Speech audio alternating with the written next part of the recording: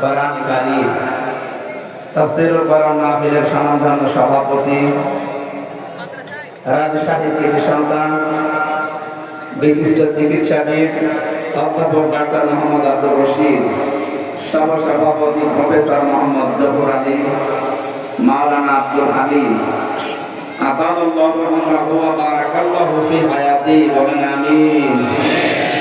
মাহফিলের প্রধান অতিথি শাইখুল মাশায়েখ, বিশিষ্ট ইসলামিক চিন্তাবিদ, রাজনীতিবিদ জনাব মোহাম্মদ ইমামউদ্দিন মন্ডল, বিশেষ অতিথির যত মানুষের নাম দিয়েছেন আমরা এদের সময় কম পাচ্ছি, সবার জন্য একবারে দোয়া করছি। ওয়ারফা'না লাকা যিকরা, এদের মর্যাদা সম্মান আল্লাহ যেন আরো বাড়িয়ে দেন।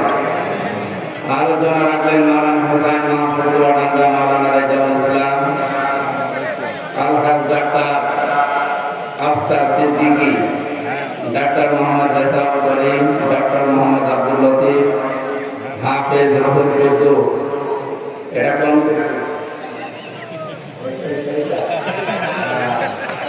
আছে? এটা আছে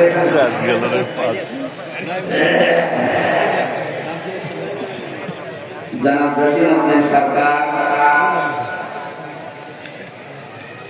মঞ্চে বসা, যার মাধ্যমে এসেছে এখানে আপনাদের এলাকার সন্তান হাফেজ মাওলানা আব্দুর রশিদ, সামনে বসা মুসলমান ভাইরা, পর্দার আড়ালের সম্মানিত মা এবং বোনেরা, প্রশাসনের ভাইরা, প্রাণপ্রিয় রাজশাহীবাসী, আল্লাহর দরবারে যত শিরে শুকরিয়া আদায় করছি। তাওয়াদানা আনকা বিসরাক আল্লাযী আনকাযা সাহরাক, ১৫০০ বছর আগে আয়াতটা আছে। নবীজিকে আল্লাহ জানিয়েছেন, হে নবী, আপনার পিঠকে বাঁকা করে রেখেছিল একটা বিশাল বোঝা, ও বোঝা আমি আল্লাহ নামিয়ে দিয়েছি। এটা ছিল ১৫০০ বছর আগে আইয়ামে জাহিলিয়াতের বোঝা। আর ১৫০০ বছর পরে ২০২৪-এর ৫ই আগস্টে আওয়ামী জাহিলিয়াতের একটা বিশাল বোঝা আল্লাহ আমাদের পিঠের উপর থেকে নামে। তাও তো দুইটা একই, আইয়ামে ওইটা যেমন ইতিহাস থেকে বিদায় নিয়েছে, এটাও যেমন বিদায় ক্যান্সার। আয়ামে জাহিলিয়াত থাকতে মেয়েদের অধিকার ছিল না, শ্রমিকের অধিকার ছিল না, বৈষম্য ছিল, কথা বলেন না, সংশোধন ছিল না। এই যে বিষয়গুলো ছাত্র এবং জনতা মিলে বাংলাদেশে কায়েম করার জন্য ৯টা দফা দিয়েছিল। এরা বৈষম্য আছে, আমি টাচ দেবো ইনশাআল্লাহ।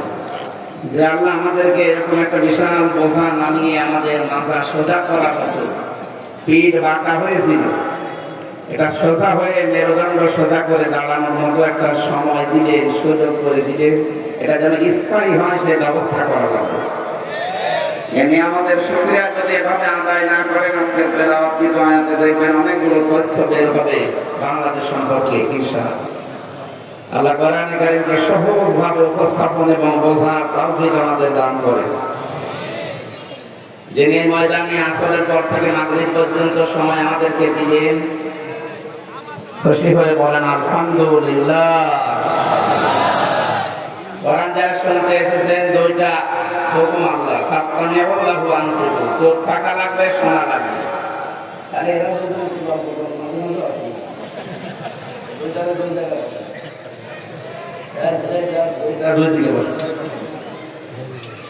কয়টা শর্ত পেলাম কোরআন শুনতে বলেন তো?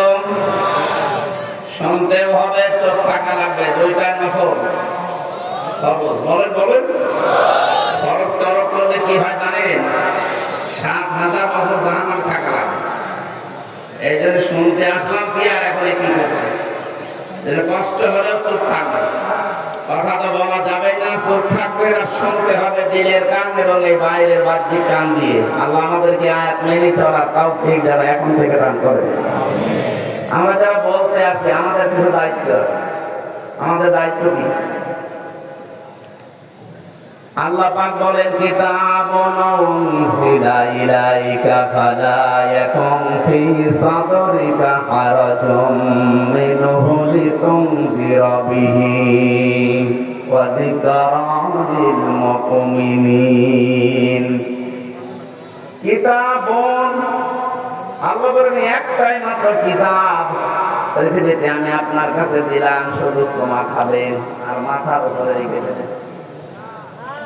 এটা ক্লাস চলছে পাশে ভার্সিটি না বিশ্ববিদ্যালয়ে যেভাবে ক্লাস নেয়, আমরা তো উন্নত ক্লাস নেয়, আমরা ছোটখাটো ক্লাস নিচ্ছি। জবাব দেবে মাত্র ফিরে করে ছেলে মেয়েরা যেভাবে বুঝলেও জবাব দেয়, না বুঝলেও দেয়, ওইভাবে দেবেন, একেবারে ঠিক বলে উঠবে। ঠিক আছে?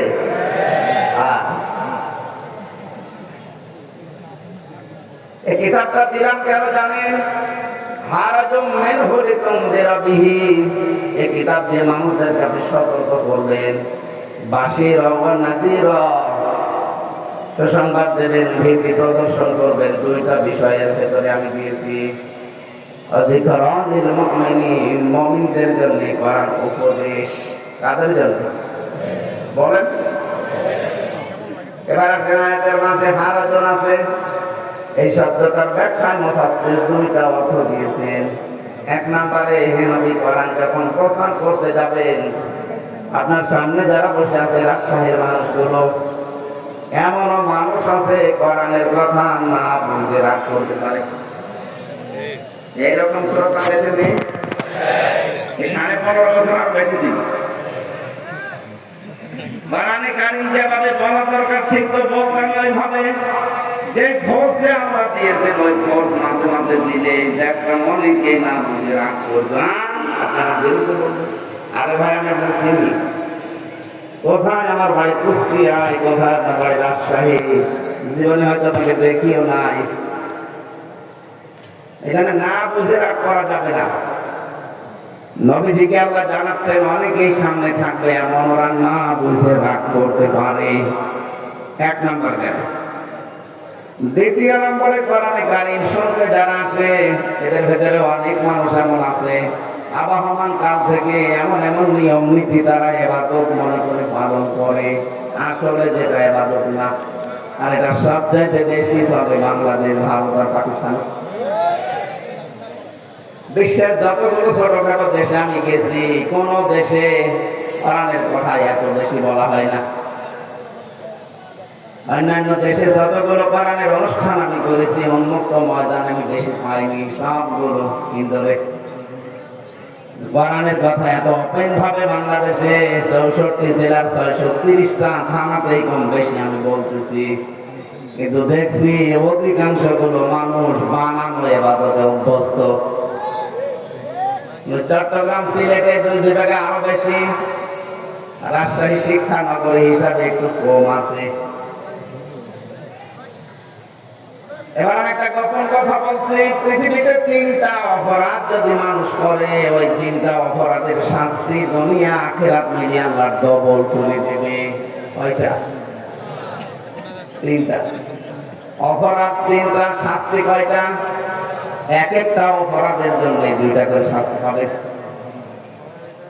ইউদাফু লাহুল আযাবু ইয়াওমাল কিয়ামাহ। সূরা ফুরকান 69 নম্বর আয়াতে আল্লাহ জানিয়েছেন তাদের আযাব হবে ডবল, দ্বিগুণ। এই যে দ্বিগুণ শাস্তির জন্য যে 3টা অপরাধের কথা কোরআনে আছে, হয়তো রাজশাহীতে 2টা পাওয়া যাবে, একটা পাওয়া নাও যেতে পারে। দেখেন তো, ওয়াল্লাযীনা লা ইয়াদউনা মা'আল্লাহি ইলাহান আখার, যারা আল্লাহর সাথে অন্য কাউকে ডাকে, আল্লাহকে ডাকে না তা না, ডাকে মা'আল্লাহি ইলাহান আখার, আল্লাহর সাথে অন্য কাউকে জুড়ে দেয়। রাজশাহী, খুলনা এই 2 বিভাগে যদি কম থাকে, বাকি বিভাগে তিনি নেই, করা চালাচ্ছে। এটা রেকর্ড হচ্ছে, এই কারণে আমি এটা বললাম। কিছুক্ষণ আল্লাহর নামে জিকির করার পরে দেখবেন চলছে ইয়া আলী বাবা, খাজা বাবা, কেল্লা বাবা, ফতে বাবা চলছে। কেল্লা বাবা, ফতে বাবা, আল্লাহর 5000 নামের ভেতরে একটা নামও আছে। আর আসতে বলে আল্লাহর নামের পাশে অন্য কাউকে যারা জুড়ে ডাকে, বুঝতে হবে তাদের শাস্তি হবে ডবল। আমি নাম ধরে সতর্ক করছি এই জন্যে, কারণ 4 শ্রেণীর মানুষের নাম ধরা যায় যাচ্ছে। জাতিকে যারা প্রকাশ্য শিরক এবং বেদাতের ভেতরে নিমজ্জিত করতে চায়, তাদের সম্পর্কে জাতিকে সতর্ক করার জন্য নাম ধরা যায় যাচ্ছে, এটা গীবত নয়।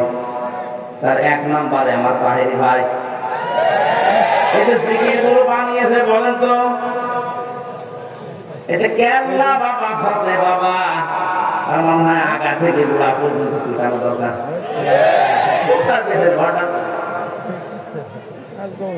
মানুষ পাগল। আরে ভাই, কমন সেন্সের কমন বাদ দিলে সেন্স থাকলেও তো কেল্লা বাবা জিকির করা আপনার ঠিক না। কিসের কেল্লা, কিসের হবে? আপনার জিকির হবে শুধুমাত্র কার নামে? আরো জোরে বলেন, ওয়ালিল্লাহিল আসমাউল হুসনা ফাদউহু বিহা। আল্লাহ পাক বলেন, আমি আল্লাহর বহু সুন্দর সুন্দর নাম আছে, যে নামে পারো ডাকো। ওয়াদারুল্লাযীনা ইউলহিদুনা ফি আসমাই।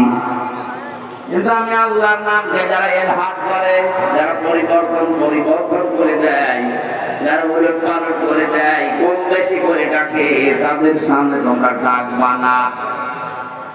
ডিস্টার্ব হয়ে যাবে।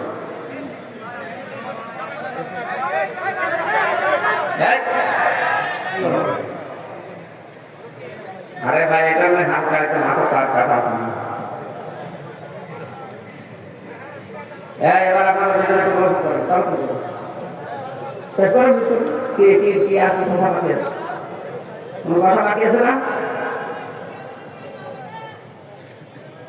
না এভাবে পারলে বসতে পারবেন। আরে ভাই, বাড়ি বসে ডিপার্টমেন্ট সব এখানে বসে, ভালো করে বসে। আপনি চালান, আমি যাবে শুরু করেন। ওটা না বসা হয়নি। ওর ভালো পাইলে ঢুকতে বলতো, এখানে 1 ঘন্টার উপরে কথা বলো। ওরা ভাত যাই করে দেন না, ভালোভাবে বসিয়ে দেন। এটার উপর চাপ দেন, উঠে পড়বে। দেখ, ঠিক আছে। হ্যাঁ বাবা ভাই, এদিকে এটা তো মানে 2টা কাজ কাটা। ঠিক আছে, ও যা করে করো।